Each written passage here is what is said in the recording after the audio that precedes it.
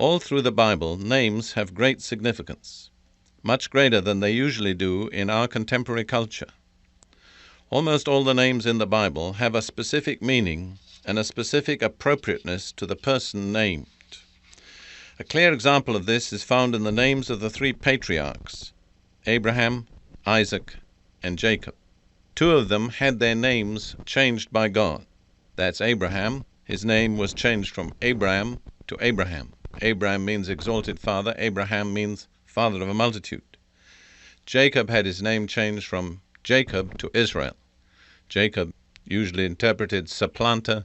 Israel means either a prince with God or one who wrestles with God. And in each case, the change of name was a crisis in the life of the person, having a decisive effect on the person's ongoing destiny and the development of their character. In other words, name is corrected with character and destiny. You might ask, well, why didn't Isaac have his name changed? And the reason is really interesting, because God chose Isaac's name before he was born. So the name being chosen by God did not need to be changed. But this brings out, I think, that names in the Bible are important. They're indicative of the character, the nature of the person named. Now, if this is true of the names given to men, it must be even more true of the names given to God. It's these that I'm going to speak about today and throughout this week, the names of God. The primary name for God in the Hebrew of the Old Testament is Elohim. We'd probably spell that in English Elohim, Elohim. This name occurs in the first verse of the Bible, significantly enough. Genesis 1:1, in the beginning God, Elohim, created the heavens and the earth. Thereafter, the same name, Elohim, occurs about 2,500 times in the Bible, in the Old Testament. One obvious conclusion is the Bible is a God-centered book, and that's the reason for its continuing appeal to the human race.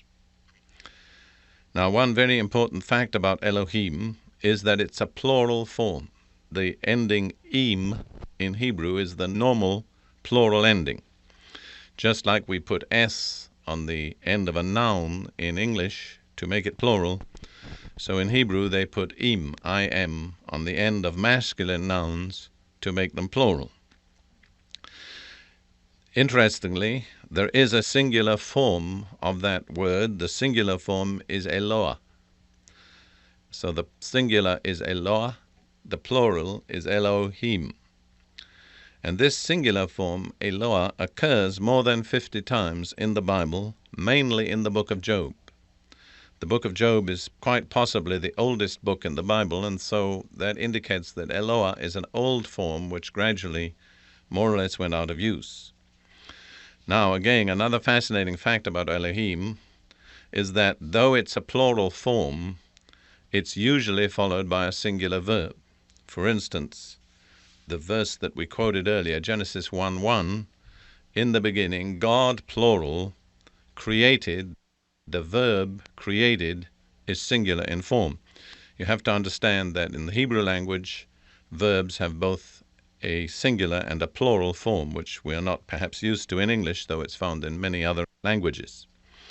So, normally, the verb that follows Elohim, God, is singular. However, there are some very interesting cases where it's followed by a plural verb. One of the most interesting is in Genesis chapter 20, verse 13, where Abraham is speaking, and he says, God, Elohim, caused me to wander from my father's house, where the verbal phrase caused to wander is plural. And there's no question that Abraham is talking about the true God who appeared to him. And he says, God caused me to wander, plural, from my father's house. It's significant that Abraham was talking at that moment to a Gentile king. And it occurs to me that perhaps he may have adapted his language a little bit to that of the thinking of the king. So there's this kind of interesting balance between the singular and the plural that starts right away as soon as the name of God is mentioned in the Bible. And I'm going to be dealing with that in more detail in my talk tomorrow. So just bear that in mind. But we'll say a little bit more now about the form Elohim today. Eloah, Elohim, that's singular and plural, is derived from an earlier word, El, E-L. The basic meaning of the word El is power.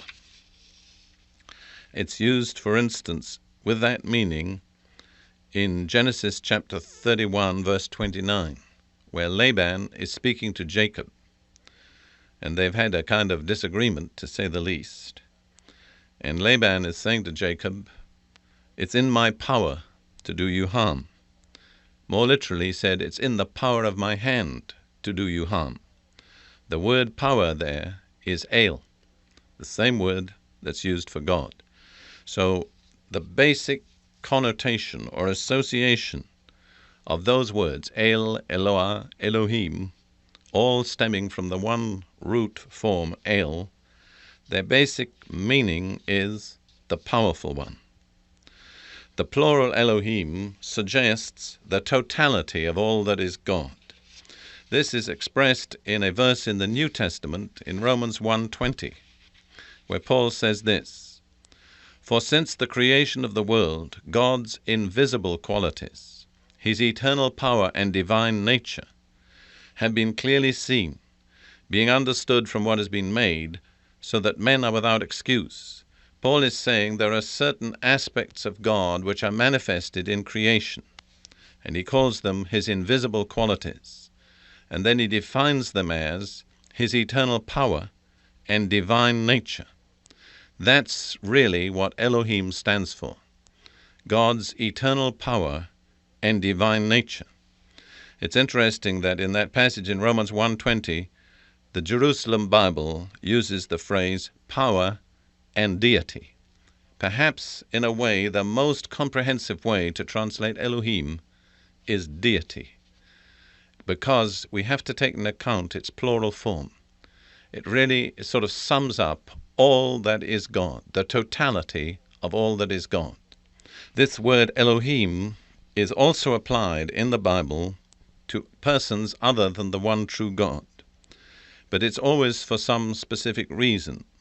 Persons or created beings who in some measure manifest those attributes that are associated with God as Elohim, particularly power, majesty, and authority. For instance, in Psalm 8, verse 5, the psalmist says of man, "Yet thou hast made him a little lower than the angels, and dost crown him with glory and honor." This is usually interpreted as a prophetic preview of the incarnation of Jesus as a man. But it says, "Thou hast made him a little lower than the angels." Another translation says heavenly beings, and another translation says God. So there's a good deal of flexibility, but it's generally agreed that the meaning there is angels. So the word Elohim is applied to angels. It's also applied to human judges. In Exodus 22, verse 9, the law of Moses says this, "For every breach of trust, whether it is for ox, for donkey, for sheep, for clothing, or for any lost thing about which one says, 'This is it,' the case of both parties shall come before the judges. He whom the judges condemn shall pay double to his neighbor." The word judges there in Hebrew is Elohim. So the name Elohim is conferred on human judges because they represent God's justice. And then it's applied to rulers. In Psalm 82, verse 1, God takes his stand in his own congregation. He judges in the midst of the rulers. Again, the word is Elohim. And in Exodus 12:12, it's applied to satanic principalities and powers. God says, "For I will go through the land of Egypt on that night, and I will strike down all the firstborn in the land of Egypt, both man and beast. And against all the gods of Egypt I will execute judgments. I am the Lord." In this case, these gods are the enemies of the true God and his people. Undoubtedly, Satan's principalities and powers, Satan's rulers in his satanic kingdom, but they're called gods. So we see that that word Elohim is applied to angels, human judges, human rulers, and satanic angels, because in some way or other they manifest those things associated with God, which are power, majesty, righteousness and justice, eternity, heavenly being, summed up, I believe, in one word: deity.